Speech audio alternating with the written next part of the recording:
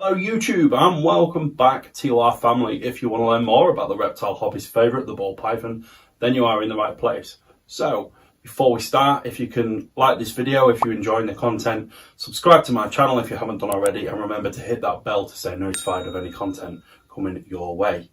Any questions or queries from me, down in the comment section is where you need to be. So with that out of the way then, welcome back to my maternal incubation series. We'll roll that footage and we'll see what there is to learn.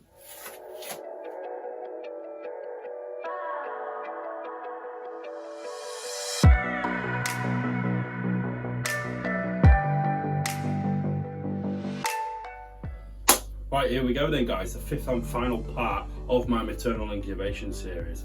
It finally happened. We got to the 1st of August, which is day 54. And I started to notice eggs were pipping from our maternal incubation clutch. I didn't do much about it, I just left her alone. And gradually over the next couple of days started to see the babies leave the egg. Now at this stage I still didn't know exactly how many babies there were or how many eggs had perished or if any. So I just left them alone, left it a couple of days till I could see the majority of the clutch, at least out of the eggs, before I went into the tub and did anything. I was curious to see whether the mother would stay coiled around the clutch at this time or whether she would leave, and she did indeed stay coiled round the clutch for another 3 days, which is when I pulled the babies off. And by that time all the babies were out the egg. There was 10 babies. I had a guess at 9. I was 1 off. 2 + 2 is 4, -1, that's 3, quick maths. That's the biggest clutch this girl has laid, but all 10 babies are doing absolutely fine. They all left the egg on their own, all absorbed the yolk, and day 54, I think some of the hot weather that we had has got something to do with that, maybe made it a little bit earlier, but 100% success rate on that. So very, very happy with that, very chuffed. I'm extremely happy with how this series has turned out. I've learned so much. So I'm just gonna stop waffling on and I'm just gonna roll the footage, guys, and let you watch the babies come out of the eggs like I did. It was really an experience for me, and I just want to share that with you guys, so let's roll it.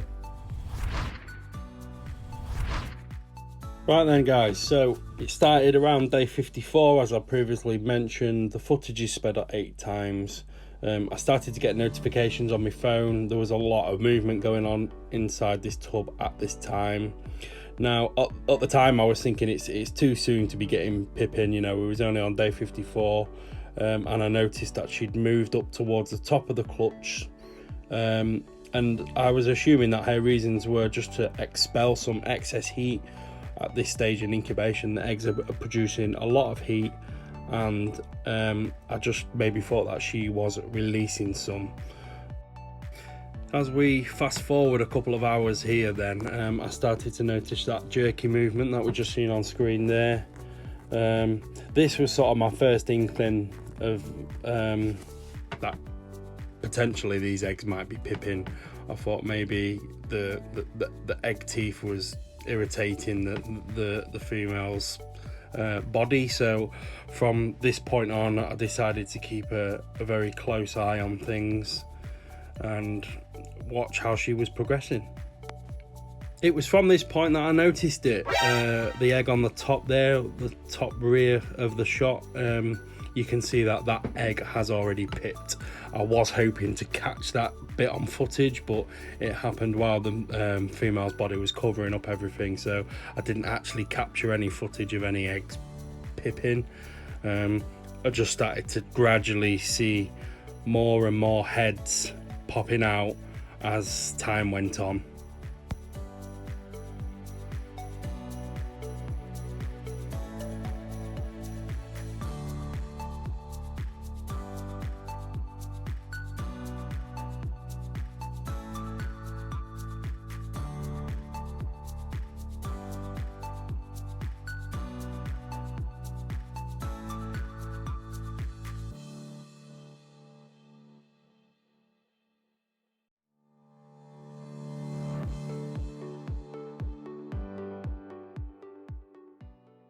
As we go into day 56, I decided to pull these babies off. I was going to leave them just to see whether the mother would leave the clutch. That might take a little bit more time than what I was comfortable with. So I decided to pull them off anyway, get them into a shedding tub. Some of the babies were actually taking full advantage of the security that the mother was providing, and some were roaming around the tub, bearing in mind that the sort of defensive maternal incubation mode that the female was in previously had now ceased, and I could put my hands in there and pull them out without getting too much grief off the mother. So it's time then to get them off, get the mother cleaned up into a new tub for some well-deserved rest.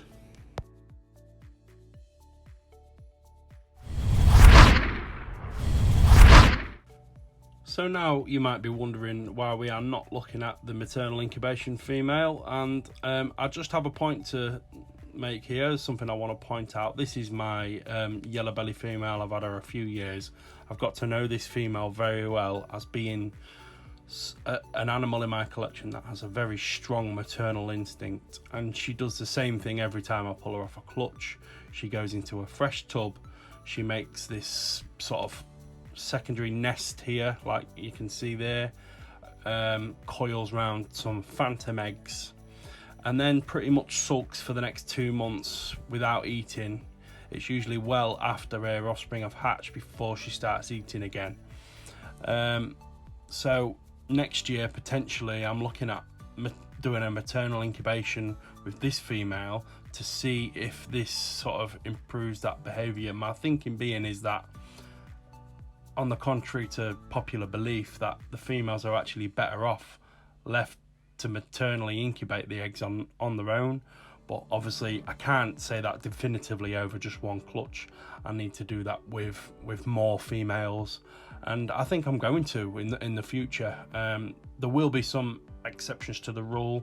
I think particularly with first time females, sometimes they don't do an excellent job with the eggs, but definitely worth exploring, and I'm excited to find out more. Another thing that I noticed about this female in particular, the footage that you're seeing on screen now, she is actually glowing. So this isn't the glow before they go, obviously, because she's just laid a clutch about 2 months previous.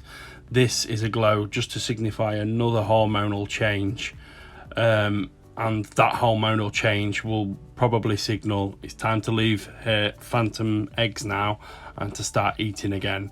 I'm actually editing this video a couple of weeks after I filmed this footage where she's glowing on screen here. You can't really tell, but she did take a meal the next time I offered.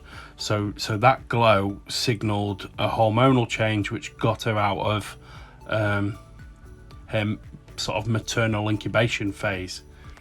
Very interesting. There it is then, guys. That is the final episode of my maternal incubation series, and I consider that to be a total success, and I'm sure you all agree. Apologies it was a little bit late getting this video live on YouTube. There was a lot of work involved. These maternal incubation videos in particular, there's a lot of layering different parts of footage in, and I wanted it to run in order. So it took a bit of fiddling about, and then with this one I ended up losing a bit of footage, so I had to then sort of restart the video again. So it did take slightly longer. Apologies for that. While we're on that subject, this series in particular, I think it's been really good, and it's full of some golden information. And because of that, I sort of feel that this series hasn't got the traction it quite deserves on YouTube yet. And that's something I'm hoping you guys can help me with. If you're considering doing maternal incubation yourselves, which I absolutely recommend, or if you've got any other breeder friends who are, then share this video with them and just let them know that there's some good information out there, and I don't mind saying so myself. I'm not saying that we should get rid of our incubators and just do pure maternal incubation. That's not what I'm saying at all. There are pros and cons to both methods. I am going to keep my incubator. With an incubator setup, you do have more control. If an egg goes bad, you can take it out, you can treat mold, you can add humidity, you can drop humidity. With maternal incubation, you can't do any of that. But make no mistake, these females are perfectly kitted out for it. I actually think hormonally they recover much better once they have maternally incubated the clutch.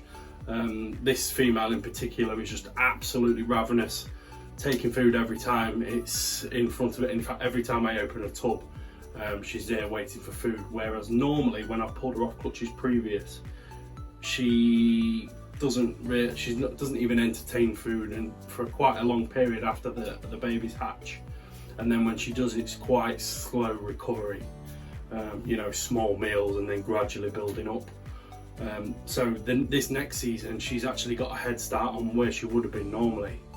So that's not definitive, that's just one female. I am going to do more in the future. I think that yellow belly female will be a good candidate for next year. So as always guys, I hope you all enjoyed. I'm going to take you out with a photo shoot of all the babies from that clutch. I hope you all enjoyed it guys, and I will catch you on the next one.